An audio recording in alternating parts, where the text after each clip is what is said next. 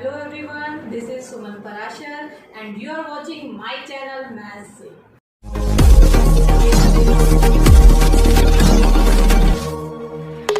Hello students, आज की इस वीडियो में मैं आपको बताऊंगी कि आप अपने फाइनल एग्जाम में 100% मार्क्स कैसे ले सकते हैं और किस तरह की प्लानिंग आपको करनी है।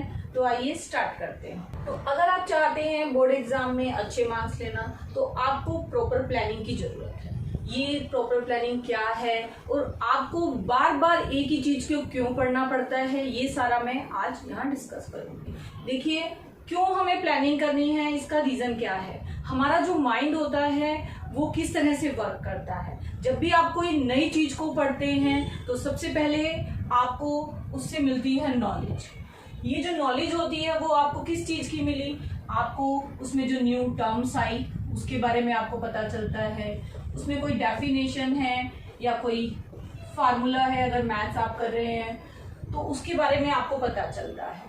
तो आपको होती है उस टॉपिक के बारे में नॉलेज। तो आपने उस चैप्टर को यहाँ एक बार पढ़ा, जब आप उसको दूसरी बार पढ़ते हैं तो आपको अंडरस्टैंडिंग होने लगती है कि ये जो टर्म्स हैं, ये जो डेफिनेशन है, ये जो फार्मूला है, ये हम यहाँ पे क्यों अप्लाई कर रहे हैं, इसका मीनिंग क्या है, वो आपको क्लियर होता चला जाता है। तो क्लैरिटी के लिए आपको उसको फिर से एक बार पढ़ना होता है, तो आप उसको 2 बार पढ़ते हैं उसी चैप्टर को। अब थर्ड जो हमारे ब्रेन को चाहिए वो है एप्लीकेशन। किसी भी चीज को आपने जान लिया, उसको समझ लिया, अब जब तक आप उसको 3 से 4 बार अप्लाई नहीं करेंगे तब तक आप उसको याद नहीं रख पाएंगे। तो आपको एप्लीकेशन की जरूरत होती है, मीन्स आपको अप्लाई करना होता है उनको। जैसे अगर आप मैथ्स का कोई फार्मूला कर रहे हैं तो आपने फार्मूले को जाना, उसे समझा, अब उसे आप क्वेश्चंस करने के लिए अप्लाई कर रहे हैं, तो उस टाइप के क्वेश्चंस आप करेंगे।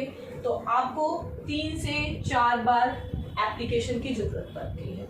जब आप 3 से 4 बार उसको अप्लाई कर चुके हैं तो आपको क्या मिल गई, आपको स्किल मिल। स्किल मीन्स आप स्किल्ड हो गए, आप निपुण हो गए। हिंदी में अगर बोले तो निपुण हो गए, आप उसमें परफेक्ट हो चुके हो। तो ये जो लास्ट है स्किल, ये आपको कैसे मिलती है? स्किल मिलती है प्रैक्टिस से। आपको बार बार उसी चीज को प्रैक्टिस में लाना होता है। तो ये जो 4 चीजें हैं, हमारा ब्रेन इसी तरह से काम करता है। इसके बाद आप बोलेंगे कि अब हमें किसी एक टॉपिक को कितनी बार पढ़ना है और कब रिपीट करना है। चलिए अब इसको मैं एक एग्जांपल से आपको समझाती हूँ। जैसे आप फर्स्ट चैप्टर है मैथ्स का, साइंस का, कोई भी सब्जेक्ट का एक चैप्टर आप पढ़ रहे हैं, आप डेली 1.5 आवर उसको दे रहे हैं।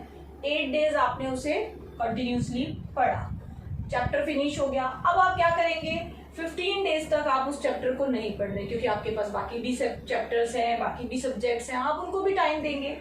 अब आपको क्या करना है, 15 डेज बाद फिर से उस चैप्टर को देखना है। जो चैप्टर आपने चैप्टर 1 जो आपने 8 डेज में फिनिश किया, आप फिर से अब उसको करेंगे। तो फिर से आप रोज 1.5 घंटा ही पढ़ रहे हैं, 1.5 आवर डेली उस चैप्टर को दे रहे हैं, मैथ्स को दे रहे हैं या साइंस को दे रहे हैं। तो आप क्या नोट करेंगे, आपको 6 डेज ही लगे और वो चैप्टर आप 6 डेज में कंप्लीट कर पाए। टाइम आपका रिड्यूस हो गया। बट आपने क्या फील किया कि जब आपने पहले वो चैप्टर पढ़ा और जब आप पढ़ा, उसमें आप क्या डिफरेंस देखेंगे, आपके कॉन्सेप्ट ज्यादा क्लियर होंगे। आपके कॉन्सेप्ट ज्यादा क्लियर हो जाएंगे, आपकी अंडरस्टैंडिंग बढ़ जाएगी। मीन्स जब आपने उसको सेकेंड टाइम पढ़ा तो आपकी अंडरस्टैंडिंग बढ़ चुकी होगी, इसीलिए आपको टाइम कम लगा। अब आपको 1 महीने तक उस चैप्टर को करने की जरूरत नहीं है। अब 1 महीने बाद फिर से आपको वही चैप्टर उठाना है और अब 1.5 घंटा भी नहीं देना, अब आप सिर्फ 1 आवर देंगे। 1 आवर पर डे आप उसको देंगे। तो आप क्या देखेंगे, 5 डेज में ही आपका चैप्टर फिनिश हो गया।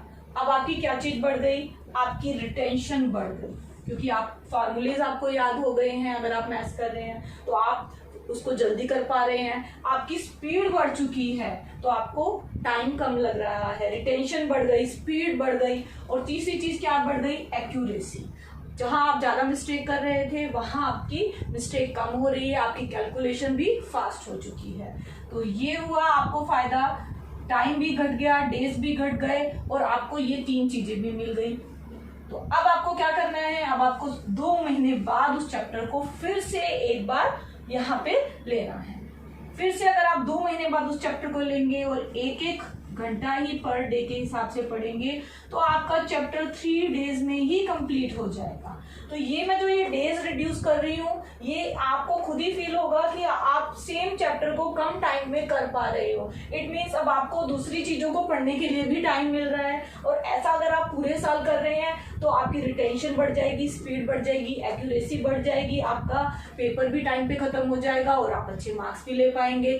फिर भी आपको उस चैप्टर को 4 या 5 महीने बाद, क्योंकि आपको पूरे साल एक चैप्टर को पढ़ना है, तो आप फिर से उसी चैप्टर को 4 या 5 महीने बाद फिर से देखेंगे तो आपको 3 डेज भी नहीं लगेंगे। तो जब तक आप बोर्ड एग्जाम तक पहुंचेंगे तब तक आपकी स्पीड, एक्यूरेसी इतनी बढ़ जाएगी कि आप एक ही दिन में फुल चैप्टर को इजीली कर पाएंगे और विद एक्यूरेसी एंड स्पीड।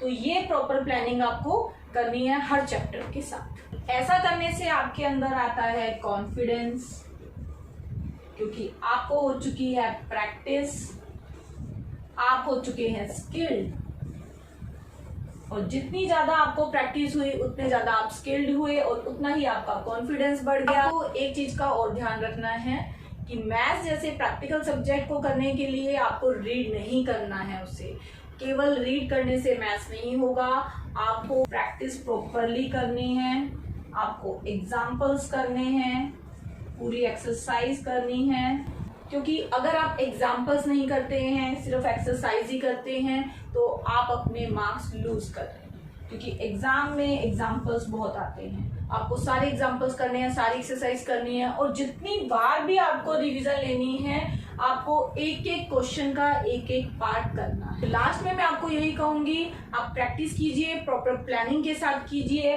आप प्रैक्टिस करेंगे, कॉन्फिडेंस बढ़ेगा, आपकी स्पीड बढ़ेगी, एक्यूरेसी बढ़ेगी, रिटेंशन पावर आपकी बढ़ेगी और आपके मार्क्स भी बढ़ेंगे। Thank you.